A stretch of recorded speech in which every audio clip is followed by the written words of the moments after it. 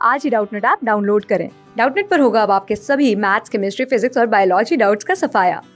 बस अपने क्वेश्चन की फोटो खींचो, उसे क्रॉप करो और तुरंत वीडियो सोल्यूशन पाओ। Download now. प्रश्न हमें दिया हुआ है कि यदि पृथ्वी की त्रिज्या 1% सिकुड़ जाती है परंतु उसका द्रव्यमान यदि समान रहता है तो पृथ्वी तल पर गुरुत्वीय त्वरण के मान पर इसका क्या प्रभाव पड़ेगा।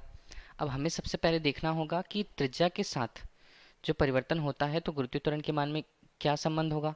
तो सबसे पहले हम कल्पना कर लेते हैं कि पृथ्वी की संरचना कुछ इस प्रकार से है। यहाँ पर पृथ्वी है। पृथ्वी के लिए उसका केंद्र हमने चलिए बिंदु ओ से मान रखा हुआ है और उसकी त्रिज्या को हम कैपिटल आर से प्रेषित करते हैं। पृथ्वी की त्रिज्या यहाँ पर कैपिटल आर से प्रेषित किया और पृथ्वी के द्रव्यमान को हमने कैपिटल एम से प्रेषित कर रखा हुआ है। अब मान लीजिए पृथ्वी के तल पर कोई एक वस्तु रखी हुई है। यहाँ पर एक वस्तु है। वस्तु का द्रव्यमान होगा स्मॉल एम। अब क्या होता है कि हम जानते हैं कि न्यूटन के गुरुत्वाकर्षण नियम से कि पृथ्वी किसी वस्तु पर बल आरोपित करती है। तो पहले न्यूटन के गुरुत्वाकर्षण नियम से न्यूटन के पृथ्वी जो है उस वस्तु पर बल आरोपित करेगी। उसे गुरुत्वाकर्षण नियम से हम बल को क्या लिखें, एम। यहाँ पर एफ बराबर कैपिटल जी जो सार्वत्रिक गुरुत्वाकर्षण नियतांक को बताता है, पृथ्वी के द्रव्यमान एम और उस छोटे पिंड के लिए द्रव्यमान स्मॉल एम से, और उनके बीच की दूरी यहाँ पर क्या होगी, पृथ्वी की त्रिज्या। पृथ्वी के केंद्र से वहाँ जहाँ पिंड मौजूद है उतनी तक की दूरी, इसे हम आर घोषित करेंगे। यह हमें गुरुत्वाकर्षण नियम से उस वस्तु पर लगाए गए बल का मान गुरुत्वाकर्षण बल से प्राप्त हुआ। दूसरा, न्यूटन के द्वितीय नियम जो उन्होंने प्रतिपादित किए हुए हैं कि कोई वस्तु पर लगने वाला बल किस प्रकार से होता है। न्यूटन के नियम से आरोपित बल क्या होता है, यह होता है F बराबर, जिसे हम द्वितीय नियम कहते हैं, F बराबर m गुणा a। वस्तु के द्रव्यमान से संबंधित और उसके त्वरण से संबंधित उन्होंने नियम दिए। अब दोनों नियम बताते हैं किसी वस्तु पर लगने वाले बल को। तो पृथ्वी भी इसी अनुसार किस पर बल लगाती है, किसी वस्तु पर बल लगाती है। बल लगाने के कारण गुरुत्व के प्रभाव से जो उस पर त्वरण उत्पन्न होता है उसे गुरुत्वीय त्वरण कहते हैं।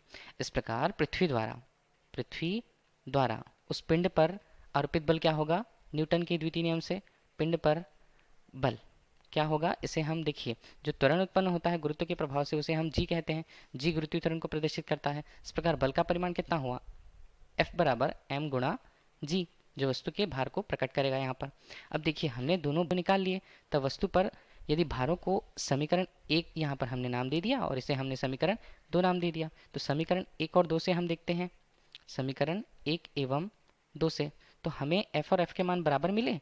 तो यहाँ पर जी m अनुपात आर वर्ग और यहाँ पर बराबर के रूप में स्मॉल m जी के रूप में हमें मान मिलता है। जी हमें गुरुत्वीय त्वरण को बताता है, स्मॉल m पिंड के द्रव्यमान जो यहाँ पर दोनों स्थितियों पर कट जाएंगे। अब हमारे पास गुरुत्वीय त्वरण का मान क्या बचेगा, स्मॉल जी बराबर कैपिटल जी m अनुपात आर वर्ग।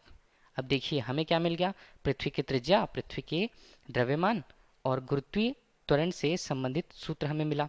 इसी संबंध सूत्र से जैसा कि प्रश्न में दिया गया है कि त्रिज्या यदि 1% सिकुड़ जाती है या कम हो जाती है तो गुरुत्वीय त्वरण पर इसका क्या प्रभाव पड़ेगा, जबकि पृथ्वी का द्रव्यमान नियत रहे। तो नियत रहे तो हमारे पास देखिए इस समीकरण को समीकरण 3 हम नाम दे देते हैं।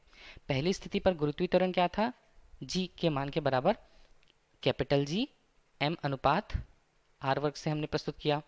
यह तो समीकरण 3 के रूप में है। अब बोला गया है कि त्रिज्या यदि r डैश के रूप में जो सिकुड़ जाती है, कितनी सिकुड़ जाती है, 1% सिकुड़ जाती है, 1% r यदि सिकुड़ गई, ठीक है। पहले की स्थिति तो हम किससे लिखे, r डैश से दूसरी स्थिति पर त्रिज्या को प्रदर्शित करते हैं जिसका मान क्या होगा, पहली स्थिति पर उसका मान था r और 1% सिकुड़ गया अर्थात उसमें हमने r को घटा दिया। तो यह मान क्या होगा, देखिए प्रतिशत को हम कैसे परिवर्तित करें। r डैश का मान जो अभी नया त्रिज्या हमें प्राप्त होगा वो r जो प्रारंभिक रूप से त्रिज्या थी इसे लिखा जाता है 1:100 और यहाँ पर r। इसे और हल किया गया तो r को हमने उभयनिष्ठ निकाला, यहाँ पर बचा 1 ऋण 1:100। अब यहाँ पर r का मान ये r डैश को प्रस्तुत करता है नई त्रिज्या को। इसे हम हल करते हैं तो हमें मान प्राप्त होता है 99/100।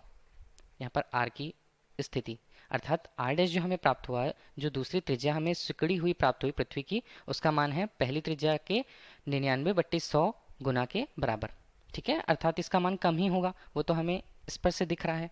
अब इसी स्थिति को यदि हम वहाँ पर रखते हैं जहाँ पहली तीसरे समीकरण में हमें एक मान दिया हुआ था, जो प्रश्न में कहा गया है कि यदि द्रव्यमान स्थिर हो पृथ्वी का, m का मान जो है स्थिर है, त्रिज्या परिवर्तित हो चुकी है। अब हम उसे देखेंगे यहाँ पर रख करके समीकरण 3 पर वापस से रखते हैं।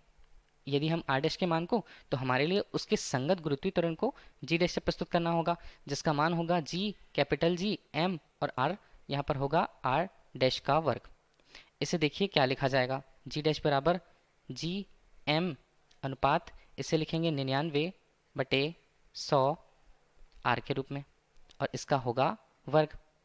अब देखिए कैसे कैसे मान इसके परिवर्तित होते रहेंगे। ठीक है, जी डैश हमारे पास मिलेगा, इसका मान होगा जी एम अनुपात, और नीचे हम इसे लिख सकते हैं 0.99 r, और उसका होगा वर्ग।